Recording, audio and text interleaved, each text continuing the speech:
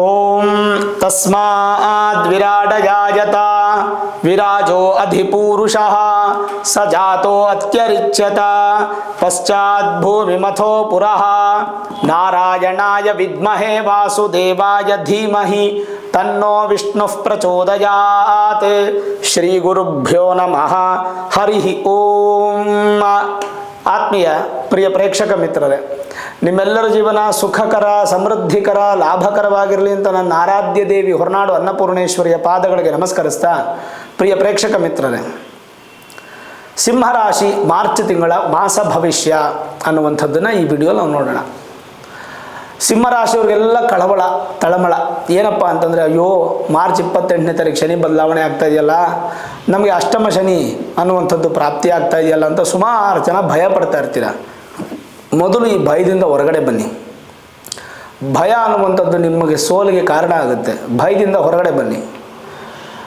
ಆದರೆ ಮಾರ್ಚ್ 28 ಅಂತಂದರೆ ಏಪ್ರಿಲ್ 1ರಿಂದ ನಮ್ಗೆ ಅಪ್ಲೈ ಆಗುತ್ತೆ. ಮಾರ್ಚ್ ತಿಂಗಳಲ್ಲಿ ಏನು ಅಪ್ಲೈ ಆಗಲ್ಲಲ್ವಾ? ಮಾರ್ಚ್ ತಿಂಗಳು ಖುಷಿಯಾಗಿರಿ. ಮಾರ್ಚ್ ತಿಂಗಳು ಮಾಸ ಭವಿಷ್ಯ ಹೇಗಿದೆ ನೋಡಿ. ಸಿಂಹರಾಶಿಗೆ ಲಾಭಾಧಿಪತಿ ಹಾಗೂ ಧನಸ್ಥಾನಾಧಿಪತಿ ಅಷ್ಟಮ ಸ್ಥಾನದಲ್ಲಿದ್ದು ನೀಚಭಂಗ ರಾಜಯೋಗದಲ್ಲಿದ್ದು ಉಚ್ಚ ಫಲವನ್ನು ಕೊಡ್ತಾ ಇದ್ದಾರೆ 100% ಬುಧ. ಹೇಗೆ? ಯಾವಾಗ ನೀಚಭಂಗ ರಾಜಯೋಗ ಆಗುತ್ತೋ ಅಲ್ಲಿಗೆ ಪ್ಲಸ್ ಪಾಯಿಂಟು. ನಿಮಗೆ ಲಾಭಗಳು ವೃದ್ಧಿ ಆಗುತ್ತೆ, ಧನದಲ್ಲಿ ವೃದ್ಧಿ ಆಗುತ್ತೆ, ಕುಟುಂಬದಲ್ಲಿ ಸೌಖ್ಯ, ಮಾತಲ್ಲಿ ಸಕ್ಸಸ್ಸು, ವಿದ್ಯೆಯಲ್ಲಿ ಸಕ್ಸಸ್ಸು, ಪರೀಕ್ಷೆಯಲ್ಲೂ ಸಕ್ಸಸ್ಸು. ಇಷ್ಟು ನಿಮಗೆ ಸಿಂಹರಾಶಿಯವರಿಗೆ ಬುಧನಿಂದ ಸಿಗುತ್ತೆ. ಸರಿ, ಬುಧ ಒಂದೇ ಚೆನ್ನಾಗಿದ್ದಾನಾ? ಅಲ್ಲ. ನಿಮಗೆ 3 ಮತ್ತು 10ನೇ ಮನೆ ಅಧಿಪತಿ ಆಗಿರತಕ್ಕಂಥದ್ದು ಯಾರು? 3 ಮತ್ತು 10ನೇ ಮನೆ ಅಧಿಪತಿ ಆಗಿರತಕ್ಕಂಥದ್ದು ಶುಕ್ರ. ಶುಕ್ರ ನಿಮಗೆ ಉಚ್ಚ ಸ್ಥಾನದಲ್ಲೇ ಇದ್ದಾರೆ. ಹಾಗಾಗಿ ಧೈರ್ಯ, ಸಾಹಸ, ಉದ್ಯೋಗದಲ್ಲಿ ಸ್ಥಿರತ್ವ, ಕ್ರಮೇಣ ನಿಮಗೆ ಅನುಕೂಲಗಳು ಇದೆಲ್ಲ ಶುಕ್ರನಿಂದ ಪ್ರಾಪ್ತಿಯಾಗಿ ಶುಭ ಕಾರ್ಯಗಳು, ವಿವಾಹಕ್ಕೆ ಸಂಬಂಧಪಟ್ಟಂಥ ಶುಭ ಕಾರ್ಯಗಳು, ಅದರ ಪ್ರಯತ್ನಗಳಲ್ಲಿ ಸಕ್ಸಸ್ಸು, ಮನೆಯಲ್ಲಿ ನಡೀತಕ್ಕಂಥ ಒಳ್ಳೆಯ ಕಾರ್ಯಗಳೆಲ್ಲವೂ ಕೂಡ ಸಕ್ಸಸ್ ಆಗ್ತಾ ಹೋಗುತ್ತೆ. ಒಂಥರ ಏನೋ ಮನಸ್ಸಿಗೆ ಸಂತೋಷ. ತುಂಬ ನಿಮ್ಮ ಬ್ಯೂಟಿ ಕಡೆ ಗಮನ ಕೊಡ್ತೀರಾ ಸಿಂಹರಾಶಿಯವರು. ಒಳ್ಳೆ ಬಟ್ಟೆ ತೊಗೋಬೇಕು, ನೀಟಾಗಿರಬೇಕು, ಐರನ್ ಮಾಡಬೇಕು, ಕ್ಲೀನಾಗಿರಬೇಕು, ಒಳ್ಳೆ ಊಟ ತಿನ್ನಬೇಕು. ನೀಟ್ ಆ್ಯಂಡ್ ಕ್ಲೀನ್ ಪ್ರಾಸೆಸ್ಸನ್ನು ಈ ತಿಂಗಳು ಭಾಳ ಶುರುವಾಗ್ತದೆ ನಿಮಗೆ. ಈಗಾಗಲೇ ಇರ್ತೀರ, ನೀವು ನೀಟಾಗೇ ಇರ್ತೀರ, ನೀವು ಕ್ಲೀನ್ ಆ್ಯಂಡ್ ವ್ಯಕ್ತಿಗಳು ನೀವೇ. ಬಟ್ ಇನ್ನೂ ಸ್ವಲ್ಪ ಜಾಸ್ತಿ ಅದರ ಬಗ್ಗೆ ಹೆಚ್ಚು ಗಮನ ಕೊಟ್ಕೋತೀರ. ಸರಿ, ಬುಧ ಮತ್ತು ಶುಕ್ರ ಮಾತ್ರನ ಅಲ್ಲ, ಗುರುನು ನಿಮಗೆ ತುಂಬ ಚೆನ್ನಾಗಿದ್ದಾರೆ ಸಿಂಹರಾಶಿಯವ್ರಿಗೆ. ಆ ಗುರು ಬಲನೇ ಇಲ್ಲಲ್ಲ ಗುರುಗಳೇ ಸಿಂಹರಾಶಿಯವ್ರಿಗೆ. ಮೇ 15 ತಾನೇ ಗುರು ಬಲ ಬರುತ್ತೆ ಅಂತ ಹೇಳಿದ್ರಿ ನೀವು. ಆದರೆ ಪರಿವರ್ತನಾ ಯೋಗದಲ್ಲಿ ಗುರು ಮತ್ತು ಶುಕ್ರನ ಮಧ್ಯೆ ಇರೋದ್ರಿಂದ, ಶುಕ್ರ ಗುರುವಿನ ಮನೆಯಲ್ಲಿ, ಗುರು ಶುಕ್ರನ ಮನೆ ಇರೋದ್ರಿಂದ ಗುರುವನ್ನು ಸ್ವಕ್ಷೇತ್ರದ ಭಾವನೆ ಮಾಡಬೇಕು ಈ ತಿಂಗಳಲ್ಲಿ. ಅಂದರೆ ಸ್ವಂತ ಮನೆಯಲ್ಲಿದ್ದಾರೆ ಅಂತ. ಯಾವಾಗ ಗುರು ಸ್ವಂತ ಮನೆಯಲ್ಲಿರ್ತಾರೋ ಪಂಚಮಾಧಿಪತಿ ಅಷ್ಟಮಾಧಿಪತಿ ನಿಮಗೆ ಬಲಿಷ್ಠ ಆಯಿತು. ಅಲ್ಲಿಗೆ ಗುರುವಿನ ಆಶೀರ್ವಾದ ಸಿಕ್ತು. ಧನ, ಸಂತಾನ, ಹೆಸರು, ಅಭಿವೃದ್ಧಿ, ಭಾಗ್ಯ ಎಲ್ಲವೂ ನಿಮ್ಗೆ ಹುಡ್ಕೊಂಬರುತ್ತೆ. ನಿಮ್ಮ ಪ್ರಯತ್ನ ಸ್ವಲ್ಪ ಇರಬೇಕು. ಹುಡ್ಕೊಂಬರುತ್ತೆ ಸುಮ್ಮನೆ ಕೂತ್ಕೊಂಡು ಬಾ ಬಾ ಬಾ ಅಂದರೆ ಬರಲ್ಲ. ನಿಮ್ಮ ಪ್ರಯತ್ನ ಇರಬೇಕು. ಬುಧ, ಶುಕ್ರ, ಗುರು 3 ಗ್ರಹನೂ ಚೆನ್ನಾಗಿದ್ದಾರೆ. ಆಮೇಲೆ ಶನಿಯನ್ನು ನಿಮಗೇನು ಚೆನ್ನಾಗಿಲ್ಲ ಅಂತೇನಿಲ್ಲ. ಇನ್ನೂ ಅಷ್ಟಮ ಶನಿ ಪ್ರಾರಂಭ ಆಗಿಲ್ಲ. ಈ ತಿಂಗಳು ಶನಿ ತುಂಬ ಚೆನ್ನಾಗಿದ್ದಾರೆ, ಚಿಂತೆ ಮಾಡಬೇಡಿ. ಶನಿನೂ ಚೆನ್ನಾಗಿದ್ದಾರೆ. ನಿಮ್ಮ ರಾಶಿಯಾಧಿಪತಿ ಆಗಿರ್ತಕ್ಕಂಥ ಸೂರ್ಯ ಚೆನ್ನಾಗಿಲ್ಲ ಕಣ್ರಿ. ಸೂರ್ಯ 14ನೇ ತಾರೀಕುವರೆಗೂ ಸಾಧಾರಣವಾಗಿರ್ತಾರೆ, ಅಂದರೆ ಶತ್ರು ಮನೆಯಲ್ಲಿರ್ತಾರೆ. 16ನೇ ತಾರೀಕು ಮಿತ್ರನ ಮನೆಗೆ ಹೋಗ್ತಾರೆ. 14ನೇ ತಾರೀಕು ಪ್ರಯಾಣವನ್ನು ಶುರು ಮಾಡಿ 14ನೇ ತಾರೀಕು 16ಕ್ಕೆ ರೀಚ್ ಆಗ್ತಾರೆ. ಅಂದರೆ ರೀಚ್ ಆಗೋದಂದರೆ ಆ ಫಲ ಶುರುವಾಗೋದು ನಮ್ಗೆ 16ನೇ ತಾರೀಕಿಂದ. 14ನೇ ತಾರೀಕೆ ಸೂರ್ಯನ ಬದಲಾವಣೆ ಆಗುತ್ತೆ. ಅಲ್ಲಿಗೆ 16ನೇ ತಾರೀಕಿಂದ ತಿಂಗಳು ಪೂರ್ತಿ ಸೂರ್ಯ ನಿಮ್ಗೆ ಬಲಿಷ್ಠವಾಗಿರ್ತಾನೆ. ಕೇವಲ ಒಂದು 14 ದಿನಗಳು ಮಾತ್ರ ಸ್ವಲ್ಪ ಸೂರ್ಯನಿಗೆ ಪ್ರಾರ್ಥನೆ ಮಾಡೋದು, ಗೋಧಿಯನ್ನು ದಾನ ಮಾಡೋದು, ಇದೆಲ್ಲ ಮಾಡೋದ್ರಿಂದ ಸ್ವಲ್ಪ ಉತ್ತಮವಾದ ಫಲವನ್ನು ನಿರೀಕ್ಷೆ ಮಾಡ್ಬೋದು. ಇನ್ನು ಕುಜ ನಿಮಗೆ ಸುಖಾಧಿಪತಿ, ಭಾಗ್ಯಾಧಿಪತಿ. ಆ ಕುಜ ನಿಮಗೆ ಚೆನ್ನಾಗಿಲ್ಲ. ಕುಜ ಒಂದು ಶತ್ರು ಸ್ಥಾನದಲ್ಲಿದ್ದಾರೆ. ಆದರೂ ಲಾಭ ಸ್ಥಾನಕ್ಕೆ ಬರ್ತಾರೆ, 11ನೇ ಮನೆಯಲ್ಲೇ ಇರ್ತಾರೆ. ಲಾಭಗಳು ಬರುತ್ತೆ, ಭೂಮಿಯಿಂದ ಲಾಭ, ರೈತರಿಗೆ ಅನುಕೂಲ, ರಿಯಲ್ ಎಸ್ಟೇಟ್ ಬಿಸ್ನೆಸ್ ಚೆನ್ನಾಗಿರುತ್ತೆ, ಮನೆ ಕಟ್ಟೋ ಕೆಲಸಗಳು, ಮನೆ ತೊಗೊಳ್ಳೋ ಕೆಲಸಗಳು, ಈ ಥರದ ಅನುಕೂಲಗಳಾಗುತ್ತೆ. ಬಟ್ ಸುಖ ಕಡಿಮೆ, ಸಿಕ್ಕಾಪಟ್ಟೆ ಸ್ಟ್ರೆಸ್ಸು, ನಿದ್ರೆ ಕಡಿಮೆ, ಊಟದ ಮೇಲೆ ಜ್ಞಾನ ಇರಲ್ಲ, ಕೆಲಸ ಸಿಕ್ಕಾಪಟ್ಟೆ ಸ್ಟ್ರೆಸ್ ಆಗಿಬಿಡುತ್ತೆ. ಒಂಥರ ಡಿಪ್ರೆಸ್ಸು, ಆ್ಯಂಗ್ಸೈಟಿ ಇದೆಲ್ಲ ಸಿಂಹರಾಶಿಯವ್ರಿಗೆ. ಜೊತೆಗೆ ರಾಜಕೀಯ ವ್ಯಕ್ತಿಗಳು, ಸರ್ಕಾರ ಉದ್ಯೋಗ ಮಾಡುವಂಥವ್ರಿಗೆಲ್ಲ ಈ ತಿಂಗಳು ಸಿಕ್ಕಾಪಟ್ಟೆ ಸ್ಟ್ರೆಸ್ಸು ಜಾಸ್ತಿ. ಆಮೇಲೆ ನೀವು ಹುಷಾರಾಗಿರಿ, ಏನಾದರೂ ಮಾತಾಡ್ಬಿಟ್ಟು ಸಿಕ್ಕಾಕೊಳ್ಳೋಕೆ ಹೋಗ್ಬಿಡ್ಬೇಡಿ. ಈ ತಿಂಗಳು ನಿಮ್ಗೆ ಆ ಥರ ಸಾಧ್ಯತೆಗಳಿದೆ. ನಾನಾಯಿತು, ನನ್ನ ಕೆಲಸ ಆಯಿತು, ನನ್ನ ಮನೆ ಆಯಿತು, ನನ್ನ ಊಟ ಆಯಿತು, ನನ್ನ ಆರೋಗ್ಯ ಆಯಿತು, ಚೆನ್ನಾಗಿ ನೋಡ್ಕೊಳ್ಳಿ ನಿಮ್ಮ ಕುಟುಂಬನ ಅಷ್ಟೇ. ಏನು ಹೊಸ ಪ್ರಯತ್ನಗಳು ಮಾಡೋಕ್ಕೆ ಹೋಗ್ಬೇಡಿ. ಸಂಧಿಕಾಲ ಬೇರೆ, ಶನಿ ಚೇಂಜ್ ಆಗ್ತಿರೋ ಸಂಧಿಕಾಲದಲ್ಲಿ ಯಾವುದೇ ಹೊಸ ಕೆಲಸ ಮಾಡೋಕ್ಕೆ ಹೋಗಬೇಡಿ, ಅದು ನಿಮಗೆ ಡಿಸಾಸ್ಟರ್ ಆಗುತ್ತೆ. ಸ್ವಲ್ಪ ಹುಷಾರಾಗಿರ್ತಕ್ಕಂಥದ್ದು ಒಳ್ಳೆಯದು. ಸಾಧಾರಣವಾಗಿ ಏನು ಹೇಳುತ್ತೆ ನೋಡಿ, ನಾನು ನಿಮಗೊಂದು ವಿಷಯ ತಿಳಿಸ್ತೀನಿ. ಯಾಕೆ ನಾನು ಇನ್ಡೆಪ್ತಾಗಿ ನಾನು ನಿಮ್ಗೆ ಹೇಳೋದಂದರೆ, ಯದಿಕೇಂದ್ರೇ ತ್ರಿಕೋಣೇವ ನಿವಸೇತಾಂ ತಮೋಗ್ರಹೌ ನಾಥೇ ನಾಣ್ಯತರೇಣಾಢ್ಯೌ ದೃಷ್ಟೌವ ಯೋಗಕಾರಕೌ ಅಂಥೇಳಿ ಒಂದು ಶ್ಲೋಕ ಬರುತ್ತೆ. ಹೇಳುತ್ತೆ, ಪ್ರಬಲರಾಗಿರ್ತಕ್ಕಂಥ ರಾಹುಕೇತುಗಳು, ಸಿಂಹರಾಶಿಯವರಿಗೆ ರಾಹು ಬಂದು 8ನೇ ಮನೆ, ಕೇತು ಬಂದು 2ನೇ ಮನೆ. ಯಾವ ಭಾವೇಶರ ಒಟ್ಟಿಗೆ ಇರುತ್ತಾರೋ, ಯಾವ ಭಾವದಲ್ಲಿ ಇರುತ್ತಾರೋ ಆ ಭಾವೇಶ ಅಥವಾ ಆ ಭಾವಾನುಸಾರವಾದ ಫಲವನ್ನು ಕೊಡುತ್ತಾರೆ. ಈಗ ರಾಹು ಜೊತೆ ಯಾರ್ಯಾರಿದ್ದಾರೆ? ಬುಧ ಇದ್ದಾರೆ, ಶುಕ್ರ ಇದ್ದಾರೆ, ರವಿನೂ ಬರ್ತಾರೆ 14ನೇ ತಾರೀಕು. ಇಲ್ಲ, ಕರೆಕ್ಟಾಗಿ ಅರ್ಥ ಮಾಡ್ಕೋಬೇಕು. ಪ್ರಬಲರಾದ ರಾಹುಕೇತುಗಳು ಯಾವ ಭಾವೇಶರ ಒಟ್ಟಿಗೆ ಇರ್ತಾರೋ, ಅಂದರೆ ಯಾವ ಗ್ರಹದ ಜೊತೆಗೆ ಒಟ್ಟಿಗೆ ಇರ್ತಾರೋ, ಯಾವ ಭಾವದಲ್ಲಿರುತ್ತಾರೋ ಆ ಭಾವೇಶನ ಫಲವನ್ನು ರಾಹುಕೇತುಗಳು ಕೊಡ್ತಾರೆ. ಅವಾಗ ರಾಹುನು ನಿಮಗೆ ಪಾಸಿಟಿವ್ ಆಯಿತು ಕಣ್ರಿ ಸಿಂಹರಾಶಿಯವರಿಗೆ. ಒಂದೇ ಒಂದು ಸೂರ್ಯ ಬಂದು ನಿಮಗೆ 14ನೇ ತಾರೀಕುವರೆಗೂ ಶನಿ ಮನೆಯಲ್ಲಿರೋದ್ರಿಂದ ಚೆನ್ನಾಗಿಲ್ಲ. ಅದು ಬಿಟ್ಟರೆ ಇನ್ನೇನು ಸಮಸ್ಯೆ ಇಲ್ಲ, ಭಯಪಡೋ ಅವಶ್ಯಕತೆ ಇಲ್ಲ.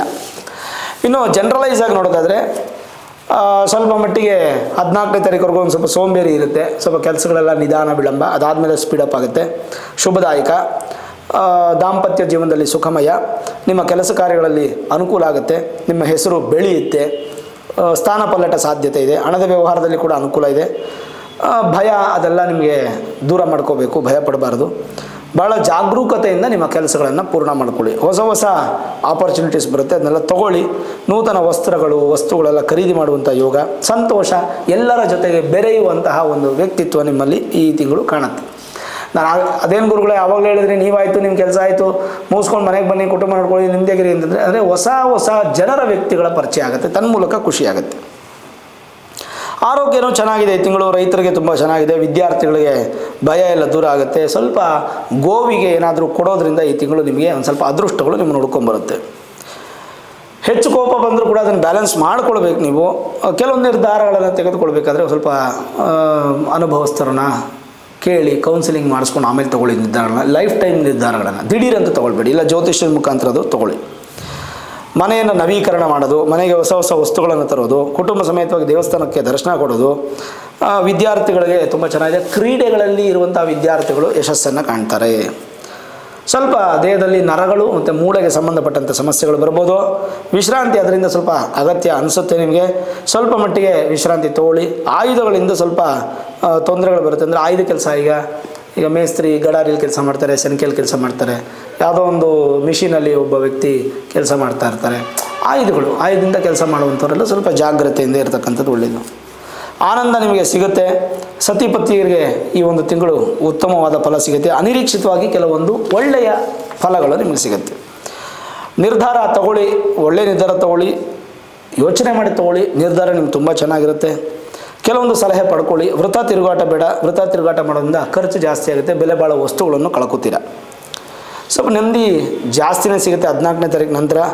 ಆಮೇಲೆ ಹೆಚ್ಚು ದಾನಗಳನ್ನು ಕೂಡ ಮಾಡೋಕ್ಕೆ ಹೋಗಬೇಡಿ. ಎಷ್ಟು ಮಿತಿ ಇದೆಯೋ ಅಷ್ಟೇ ದಾನ ಮಾಡಿ, ಹೆಚ್ಚು ದಾನ ಮಾಡೋಕ್ಕೆ ಹೋಗಬೇಡಿ. ಜನ ನಿಮಗೆ ಪ್ರೋತ್ಸಾಹ ಹೆಚ್ಚಾಗಿ ಕೊಡ್ತಾರೆ. ರಾಜಕೀಯ ಕ್ಷೇತ್ರದಲ್ಲಿ ಜಯ, ಸ್ವಲ್ಪ ಸರ್ಕಾರಿ ಕೆಲಸದಲ್ಲಿ ಮಾತ್ರ ಒಂದು ಸಣ್ಣ ಪುಟ್ಟ ವ್ಯತ್ಯಾಸಗಳು ಬರುತ್ತೆ. ಬಂಧುಗಳ ಆಗಮನದಿಂದ ಸ್ವಲ್ಪ ಒಳ್ಳೆಯ ಫಲ ಸಿಗುತ್ತೆ. ಮುಂತಾದ ಶುಭ ಫಲಗಳನ್ನೇ ಕಾಣಬಹುದು ಸಿಂಹರಾಶಿಯವರಿಗೆ. ಏನು ಭಯಪಡೋ ಅವಶ್ಯಕತೆ ಇಲ್ಲ. ಸೂರ್ಯನೊಂದು ನಮಸ್ಕಾರ ಮಾಡಿ. ಸಾಧ್ಯವಾದರೆ ಕುಜ ಸ್ವಲ್ಪ ಶತ್ರು ಮನೆಯಿರೋದ್ರಿಂದ ನರಸಿಂಹಸ್ವಾಮಿನ ದರ್ಶನ ಮಾಡಿ ನರಸಿಂಹಸ್ವಾಮಿ ಸ್ತೋತ್ರಗಳನ್ನು ಕೇಳಿ. ಇನ್ನು ಶನಿ ಮಾರ್ಚ್ 28ನೇ ತಾರೀಕಿಗೆ ಶನಿ ಬದಲಾವಣೆ ಆಗುತ್ತೆ. ಅಷ್ಟಮ ಶನಿ ಪ್ರಾರಂಭ ಆಗುತ್ತೆ. ಅಷ್ಟಮ ಶನಿ ಪ್ರಾರಂಭ ಆದಮೇಲೆ ಖಂಡಿತವಾಗ್ಲೂ ಶನಿ ಪ್ರಭಾವ ನಿಮ್ಮ ಮೇಲೆ ಬೀಳುತ್ತೆ. ಅದರಿಂದ ನಿಮಗೆ ಸ್ವಲ್ಪ ವ್ಯತ್ಯಾಸಗಳಾಗ್ಬೋದು. ಎಷ್ಟೋ ಜನ ಅಭಿವೃದ್ಧಿ ಆಗಿಬಿಡ್ತಾರೆ ಜಾತಕದಲ್ಲಿ ಶನಿ ಚೆನ್ನಾಗಿದ್ದರೆ. ಜಾತಕದಲ್ಲಿ ಶನಿ ಚೆನ್ನಾಗಿಲ್ಲ ಅಂದರೆ ಎಷ್ಟೋ ಜನ ಕುಂಠಿತರಾಗ್ಬಿಡ್ತಾರೆ, ಅಂದರೆ ಕಳ್ಕೊತಾರೆ. ಯಾವುದೇ ಇರಲಿ, ಜಾತಕ ನಮ್ಮ ಮೇಲೆ ತೋರಿಸೋಣ. ನಿಮ್ಗೆ ಅನುಕೂಲ ಆದರೆ ಬೇಗ ತೋರಿಸ್ಬಿಡಿ. ಒಳ್ಳೆ ನುರಿತ ಜ್ಯೋತಿಷ್ಯರನ್ನು ಭೇಟಿ ಮಾಡಿ ವೇದಿಕ್ ಅಸ್ಟ್ರಾಲಜಿ, ಹೈಯರ್ ಅಸ್ಟ್ರಾಲಜಿ ಪ್ರೆಡಿಕ್ಷನ್ಸನ್ನು ಮಾಡಿ. ಶನಿ ಎಷ್ಟು ಪರ್ಸೆಂಟೇಜ್ ಸ್ಟ್ರಾಂಗ್ ಆಗಿದ್ದಾರೆ, ಏನಾದರೂ ಇನ್ನೂ ಸ್ಟ್ರಾಂಗ್ ಮಾಡಬೇಕಾ, ಸುಲಭವಾದ ಪರಿಹಾರಗಳೇನಂತ ತಿಳ್ಕೊಂಬಿಡಿ. ಸರಿ, ಆ ಒಂದು ಜಾತಕ ನೋಡಿ ತಿಳ್ಕೊಳ್ಳೋದು ಒಂದಾದರೆ, ಈ 28ನೇ ತಾರೀಕು ಶನಿ ಬದಲಾವಣೆ ಆದಮೇಲೆ ಎಲ್ಲ ಕಡೆಯೂ 29ನೇ ತಾರೀಕು ಯಜ್ಞ ಯಾಗಾದಿಗಳನ್ನು ಮಾಡ್ತಾ ಇರ್ತಾರೆ. ಶನೇಶ್ವರ ಮಹಾಯಾಗಗಳನ್ನು ಮಾಡ್ತಾ ಇರ್ತಾರೆ. ನಿಮ್ಮ ಊರು ಸುತ್ತಮುತ್ತ, ನಿಮ್ಮ ಮನೆ ಸುತ್ತಮುತ್ತ, ನೀವು ಇರತಕ್ಕಂಥ ಜಾಗದಲ್ಲಿ ಎಲ್ಲಾದರೂ ಯಾವುದಾದ್ರೂ ದೇವಸ್ಥಾನದಲ್ಲಿ ಮಾಡ್ತಾ ಇರ್ತಾರೆ, ವಿಚಾರಿಸಿ. ಎಲ್ಲಾದರೂ ಮಾಡ್ತಾರೆ ಅಂದರೆ ಅಲ್ಲಿ ಪೂಜೆಗೆ ಪಾರ್ಟಿಸಿಪೇಟ್ ಮಾಡಿ, ಪಾಲ್ಗೊಳ್ಳಿ, ಅಲ್ಲಿಗೆ ಬೇಕಾದಂಥ ದಕ್ಷಿಣೆಯನ್ನು ಕೊಟ್ಟುಬಿಟ್ಟು ಪೂಜೆ ಮಾಡಿಸ್ಕೊಳ್ಳಿ. ಹಾಗೆಲ್ಲೂ ಅನುಕೂಲ ಆಗಲಿಲ್ವಾ, ನಾನು ನಿಮ್ಮ ಸಹಕಾರದೊಂದಿಗೆ 1,00,000 ಸ್ವಾಹಾಕಾರದ ಶನೈಶ್ಚರ ಮಹಾಯಜ್ಞವನ್ನು, ಯಾಗವನ್ನು ಮಾಡ್ತಾ ಇದ್ದೇನೆ. ಇದೇ ಮಾರ್ಚ್ 29ನೇ ತಾರೀಕು ಉತ್ತರಾಭಾದ್ರ ನಕ್ಷತ್ರ, ಶನಿವಾರ, ಅವತ್ತು ಗ್ರಹಣವೂ ಇದೆ, ವಿಶೇಷವಾದ ದಿನ ಅಮಾವಾಸ್ಯೆ ಕೂಡ ಇದೆ. ಅವತ್ತು ಈ ಯಾಗವನ್ನು ಮಾಡ್ತಾ ಇದ್ದೀನಿ. ಈ ಯಾಗಕ್ಕೆ ನೀವು ಪಾಲ್ಗೊಳ್ಬೇಕಂತಂದರೆ nityasaumbhagya.in ಅನ್ನುವಂತಹ ವೆಬ್ಸೈಟ್ಗೆ ನೀವು ಲಾಗಿನ್ ಆಗಿ, ಅದರಲ್ಲಿ ಗೋತ್ರ, ನಕ್ಷತ್ರ, ರಾಶಿ, ಹೆಸರು ಎಲ್ಲವನ್ನು ಟೈಪ್ ಮಾಡಿ, ಪಿನ್ ಕೋಡ್ ಸಮೇತವಾಗಿ ಪೋಸ್ಟಲ್ ಅಡ್ರೆಸ್ಸನ್ನು ಟೈಪ್ ಮಾಡಿ 431 ರೂಪಾಯಿ ಒಬ್ಬರಿಗೆ ನೀವು ಸ್ಕ್ಯಾನರಲ್ಲಿ ಪೇ ಮಾಡಬೇಕಾಗತ್ತೆ ಒಂದು ಪೂಜೆಗೆ. ಅದು ಕೂಡ ಒಂದು ನ್ಯೂಮರಾಲಜಿಕಲ್ ನಂಬರ್ ಇದೆ ನೋಡಿ, 4 + 3 + 1 = 8. 8 ಅಂದರೆ ಶನಿ. 431 ರೂಪಾಯಿ ನೀವು ಪೇ ಮಾಡಿ ಆ ಒಂದು ಸ್ಕ್ರೀನ್ಶಾಟನ್ನು ಅಪ್ಲೋಡ್ ಮಾಡಿ ರಿಜಿಸ್ಟ್ರೇಷನ್ ಪ್ರಾಸೆಸ್ನ ಕಂಪ್ಲೀಟ್ ಮಾಡಿಕೊಂಡ್ರೆ ಸಬ್ಮಿಟ್ ಆಗುತ್ತೆ, ನಮ್ಗೆ ಇಲ್ಲಿ ಗೊತ್ತಾಗುತ್ತೆ. ಹಾಗೇನಾದರೂ ನಿಮಗೆ ಅದು ಮಾಡೋಕ್ಕೆ ಗೊತ್ತಿಲ್ಲ ಅಂತಂದರೆ ಕೆಳಗಡೆ ಕಾಣ್ತಾ ಇರ್ತಕ್ಕಂಥ ಫಾರ್ ಸೇವಾ ಕಾಂಟ್ಯಾಕ್ಟ್ ಅಂತ ನಂಬರ್ಸ್ ಇದೆಯಲ್ಲ, ಅವ್ರಿಗೆ ಫೋನ್ ಮಾಡಿದ್ರೆ ನಮ್ಮ ಟೆಲಿಕಾಲರ್ಸ್ ಫೋನ್ ರಿಸೀವ್ ಮಾಡಿ ನಿಮಗೆ ಸೂಕ್ತವಾದಂಥ ರೀತಿಯಲ್ಲಿ ಎಜುಕೇಟ್ ಮಾಡಿ ಪ್ರಾಸೆಸನ್ನು ಕಂಪ್ಲೀಟ್ ಮಾಡಿಕೊಡ್ತಾರೆ. ಒಬ್ಬರಿಗೆ 431 ರೂಪಾಯಿ. ನಿಮ್ಮ ಮನೇಲಿ 3-4 ಜನ ಆಯ್ತಂದರೆ ಪ್ರತ್ಯೇಕವಾಗಿ ಮಾಡಿಸ್ಕೋಬೇಕು. ಯಾರಿಗೆ ಪೂಜೆ ಆದರೂ ಕೂಡ ಆ ಪೂಜೆ ಆದಮೇಲೆ ಮನೆಗೆ ಕುದುರೆಲಾಳ ಒಂದು ಪ್ರಸಾದವಾಗಿ ಬರುತ್ತೆ, ಜೊತೆಗೆ ಮಂತ್ರಾಕ್ಷತೆನೂ ಬರುತ್ತೆ. ಕುದುರೆಲಾಳ ಮಂತ್ರಾಕ್ಷತೆ ಮನೆಗೆ ಪೋಸ್ಟ್ ಮುಖಾಂತರ, ಕೊರಿಯರ್ ಮುಖಾಂತರ ಬರುತ್ತೆ. ಈ ಪೂಜೆಯನ್ನು ನೀವು ಯೂಟ್ಯೂಬು ಮತ್ತು ಫೇಸ್ಬುಕ್ಕಲ್ಲಿ ಲೈವ್ ಸ್ಟ್ರೀಮ್ ಆಗಿ ವಾಚ್ ಮಾಡ್ಬೋದು. ಎಷ್ಟೋ ಜನಕ್ಕೆ ಹೋಗೋಕ್ಕಾಗಲ್ಲ, ಬರೋಕ್ಕಾಗಲ್ಲ, ಕೆಲಸಗಳಿರುತ್ತೆ, ದೂರ ಇರ್ತಾರೆ, ಎಲ್ಲೋ ಬೀದರಿಂದ ಯಾರೋ ಕೊಟ್ಟಿರ್ತಾರೆ, ಎಲ್ಲೋ ಮಂಗಳೂರಿಂದ ಕೊಟ್ಟಿರ್ತಾರೆ, ಯಾವುದೋ ಹೈದರಾಬಾದಿಂದ ಕೊಟ್ಟಿರ್ತಾರೆ, ಬರೋಕ್ಕಾಗಲ್ಲ, ಕಷ್ಟ ಆಗುತ್ತೆ ಅನ್ನೋರು ನೀವು ಯೂಟ್ಯೂಬು ಮತ್ತು ಫೇಸ್ಬುಕ್ಕಲ್ಲಿ ಲೈವ್ ಸ್ಟ್ರೀಮನ್ನು ವಾಚ್ ಮಾಡ್ಬೋದು. ಎಲ್ಲರದ್ದು ಸಂಕಲ್ಪ ಆಗುತ್ತೆ. ಇಲ್ಲ ಅವರೊಳ್ಳೆ ಹತ್ತಿರದಲ್ಲಿದ್ದೀನಿ, ನಾನು ಬರ್ತೀನಿ, ನಾನೇ ಪ್ರತ್ಯಕ್ಷವಾಗಿ ಬಂದು ಪೂಜೆಗೆ ಪಾಲ್ಗೊಂಡು ಸ್ವಾಮಿ ಪ್ರಸಾದ ತೊಗೋತೀನಿ ಅನ್ನೋದಾದರೆ ನೇರವಾಗಿ ನೀವು ಬರ್ಬೋದು. ಬೆಂಗಳೂರು ಎಲೆಕ್ಟ್ರಾನಿಕ್ ಸಿಟಿಯಿಂದ ಒಂದು 15 ಕಿಲೋಮೀಟರ್ ದೂರದಲ್ಲಿ ಅತ್ತಿಬೇಲೆ ಅನ್ನುವಂತಹ ಒಂದು ಊರು, ಅಲ್ಲಿಂದ ಒಂದು 1-1.5 ಕಿಲೋಮೀಟರ್ ದೂರದಲ್ಲಿ ಬಸವ ಕ್ಷೇತ್ರ ಇದೆ. ಮಂಚನಹಳ್ಳಿ ಅನ್ನುವಂಥ ಒಂದು ಊರು, ಬಸವ ಕ್ಷೇತ್ರ. ಅಲ್ಲಿ ಶನೇಶ್ವರನ ದೇವಸ್ಥಾನ ಇದೆ, ನಡೆದಾಡುವ ಬಸವ. ಆ ಜಾಗದಲ್ಲಿ ಈ ಒಂದು ಪೂಜೆ ಮಾಡಬೇಕು ಅಂತ ಬಸವ ಅನುಗ್ರಹ ಮಾಡಿದ್ದಾರೆ, ಹಾಗಾಗಿ ಮಾಡ್ತಾಯಿದ್ದೀವಿ.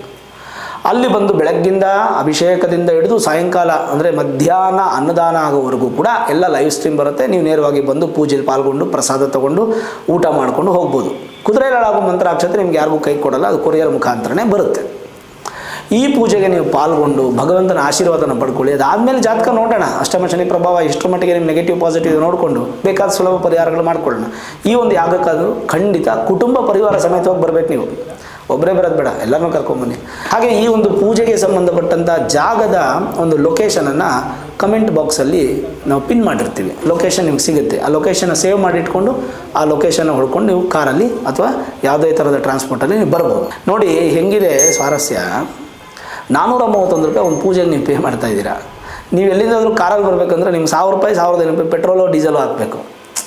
ನಮಗೆ ಪೂಜೆ ಮೊತ್ತ ಮುಖ್ಯ ಅಲ್ಲ, ಎಲ್ಲರೂ ಪೂಜೆಯಲ್ಲಿ ಪಾರ್ಟಿಸಿಪೇಟ್ ಮಾಡಲಿ, ಬಡವರು ಶ್ರೀಮಂತರು ಎಲ್ಲರಿಗೂ ಆಗಲಿ ಅಂತ ನಾನು ಅಷ್ಟು ದುಡ್ಡು ಇಟ್ಟಿದ್ದೀನಿ. ನಾನು 1000 ರೂಪಾಯಿ ಇಟ್ಟರು ಕೂಡ ನೀವೆಲ್ಲ ಹಾಕ್ತೀರಾ, ಬಟ್ ಖಂಡಿತ ಅವಶ್ಯಕತೆ ಇಲ್ಲ. ಪೂಜೆಗೆ ಎಷ್ಟು ನೀಡೆಡ್ ಇದೆಯೋ ಅಷ್ಟು ಮಾತ್ರನೇ ನಾನು ನಿಮಗೆ ಹೇಳಿದ್ದೀನಿ. ಅದರಲ್ಲೂ ಕುದುರೆಲಾಳ ಪ್ರಸಾದವಾಗಿ ಬರುತ್ತೆ, ಕೊರಿಯರ್ ಚಾರ್ಜು, ಪೂಜೆಗೆ ಬರುವಂಥ ಪುರೋಹಿತರ ಸಂಭಾವನೆ, ಜಾಗದ್ದು, ಅನ್ನದಾನಕ್ಕೆ ಬೇಕಾದ ವಸ್ತುಗಳು ಎಲ್ಲವೂ ಇದರಲ್ಲೇ ಖರ್ಚು ಮಾಡಿ ಭಗವಂತನ ತೃಪ್ತಿಯಾಗಿ ಮಾಡೋಣ. ಎಲ್ಲರೂ ಖಂಡಿತ ಬನ್ನಿ, ಯಾರೂ ಮಿಸ್ ಮಾಡ್ಕೊಬೇಡಿ. ಮಹಾಯಾಗಕ್ಕೆ ಆ ಭಗವಂತನ ಆಶೀರ್ವಾದ ನಿಮಗೆ ಸಿಗಲಿ ಅಂತ ನಾನು ಪ್ರಾರ್ಥನೆ ಮಾಡ್ಕೋತೀನಿ. ಆಮೇಲೆ ನಿಮ್ಮ ಜಾತಕವನ್ನು ತೋರಿಸ್ಕೋಬೇಕು, ಶನಿಯ ಪ್ರಭಾವ ಎಷ್ಟು ಮಟ್ಟಿಗೆ ಪರ್ಸೆಂಟೇಜ್ ಏನಿದೆ, ಜನ್ಮದೋಷ ಏನಿದೆ ತಿಳ್ಕೊಂಡು ಬೇಕಾದ ಪರಿಹಾರಗಳು ಮುಂದಕ್ಕೆ ಮಾಡ್ಕೊಳ್ಳೋಣ. ಒಳ್ಳೆಯದಾಗಲಿ. ಈ ವಿಡಿಯೋ ಇಷ್ಟ ಆಗಿದ್ದರೆ ಶೇರ್ ಮಾಡಿ, ಲೈಕ್ ಮಾಡಿ, ಮುಖ್ಯವಾಗಿ ನಮ್ಮ ಚಾನಲ್ಗೆ ಸಬ್ಸ್ಕ್ರೈಬ್ ಮಾಡಿ, ಬೆಲ್ ಐಕಾನನ್ನು ಪ್ರೆಸ್ ಮಾಡಿ. ಪ್ರತಿನಿತ್ಯ ನಾನು ಪೂಜೆ ಮಾಡುವಂತಹ ನನ್ನ ಆರಾಧ್ಯ ದೇವಿ ಹೊರನಾಡು ಅನ್ನಪೂರ್ಣೇಶ್ವರಿ ಆಶೀರ್ವಾದ ಅನುಗ್ರಹ ಸದಾಕಾಲ ಮತ್ತೊಮ್ಮೆ ನಿಮಗೆ ಸಿಗಲಿ ಅಂತ ಪ್ರಾರ್ಥನೆ ಮಾಡ್ತಾ, ಸರ್ವೇ ಜನಾಃ ಸುಖಿನೋ ಭವಂತು, ಸಮಸ್ತ ಸನ್ಮಂಗಳಾನಿ ಭವಂತು.